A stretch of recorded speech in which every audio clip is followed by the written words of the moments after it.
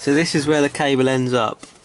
There's a junction point at the back, and then it goes up to this stud, this little isolator that I made, and then it goes into the tub.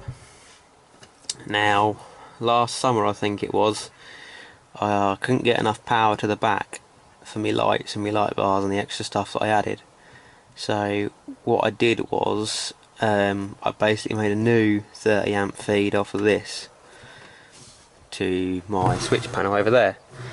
So we're going to change all this around, so I just need to get the insulating tape off of this and pull everything out. Now unfortunately I've realised my first mistake. I didn't order any boots, like little dome covers for the terminal lugs.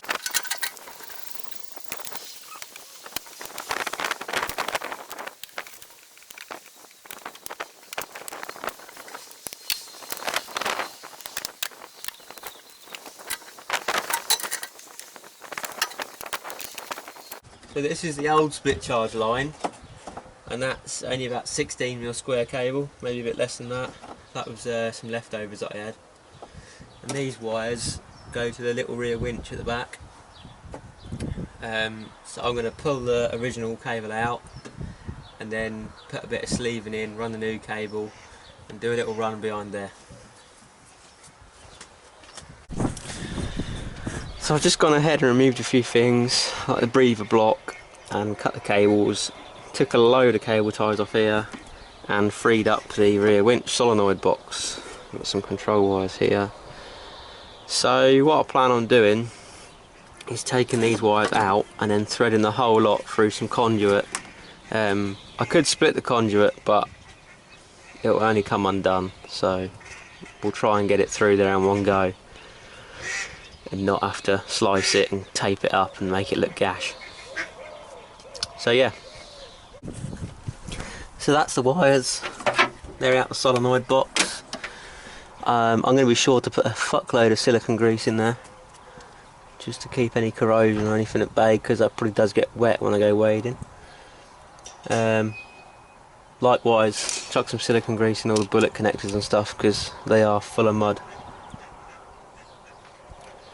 So all that's left to do, go and get some string, tape all this up with a new bit of 35mm square and pull it all through. I'm going to pull it from this corner and round, and using this existing bit and pull that through, and then I shall pull the rest that way into the back and chop off what I don't need. Right, just remove the air box.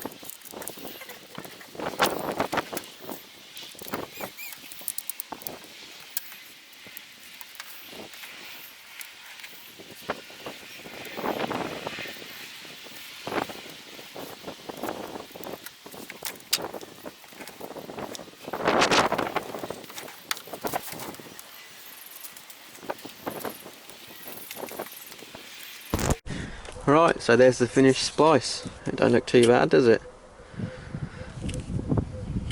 So back again.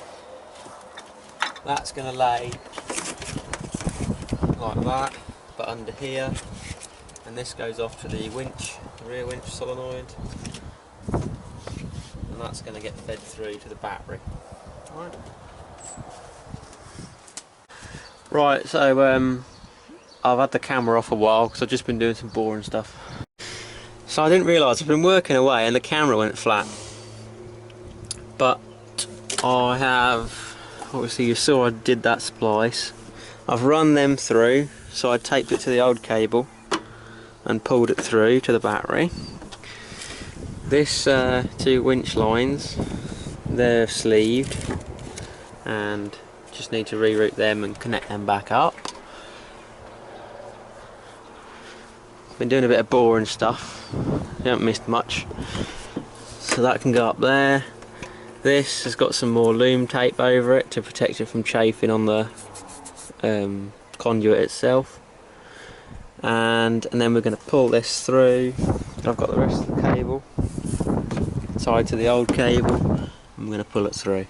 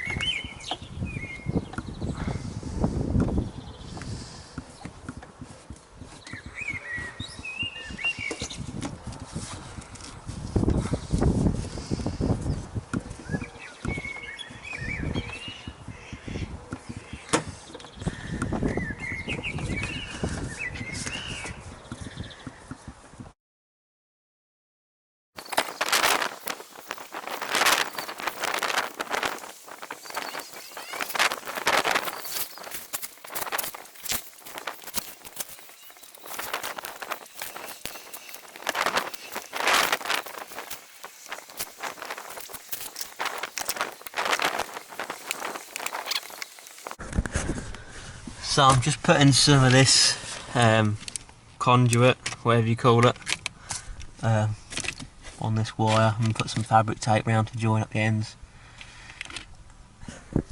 You can see the end of the wire coming through the bulkhead there. Excuse the mess, it's a bit of a bomb site at the moment.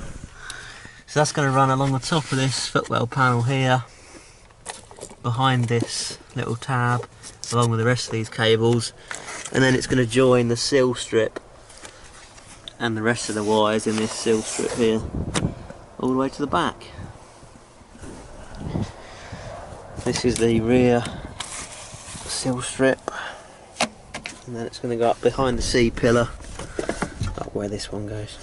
Right, so just done a little bit more boring stuff. I've loom taped the main input to the two winch isolators, so that's loom taped up, that's nice and good. Just refresh that. I've cut this back on the conduit and trimmed it. I just need to strip the insulation off, and then I'll video crimping the lugs on. So we have a lug onto this 200 amp fuse, and then a lug off of it and onto the battery terminal. I need to get a plate and screw it to there along these bolt holes, but for now I should just leave it on there until I can get a little bit of plate. I've got some odd little bits and pieces in the shed, but I don't think I've got anything big enough. This was the original. I just piggybacked that little hole there. That was one of those crappy 80 amp what do you call it, audio fuses, so this will be a lot better.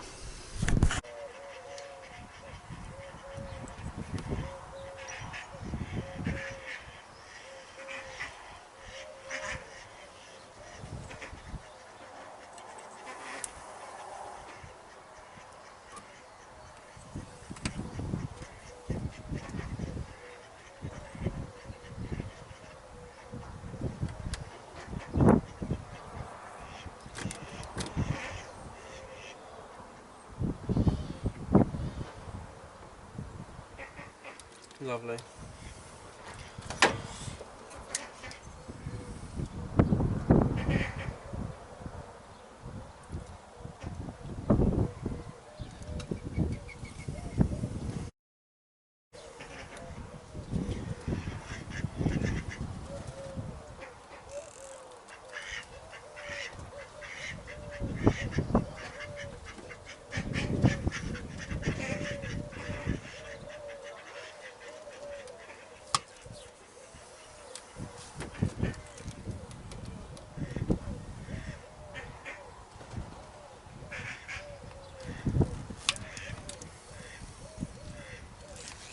There we go.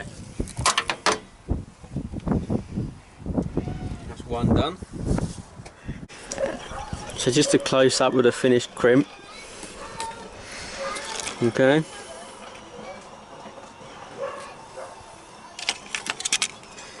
And that'll go on there like that. Lovely. That's the heat shrink added. Job done. Right, so this is just a bit of a side project really. I've taken the carpets up at the back and hoovered it out, give it a bit of a clean while I run my wires. I've taken off C-pillar trims both sides, top trim up there, B-pillar trim and A-pillar trim on that side. I just got to take off A-pillar trim on that side as well because I might change the headliner. I've got a spare headliner kicking around down the back of the shed, down the field, and if it's still alright I might switch it in because the previous owner of this one decided to put some screw holes in the roof, and it's been like it for years. It's never bothered me, but if I've got it this far I might as well bloody do it. So it'll mean disconnecting all the wires from the roof console and pulling the sun visors off, and I'll do that. So yeah, back's pretty well stripped out.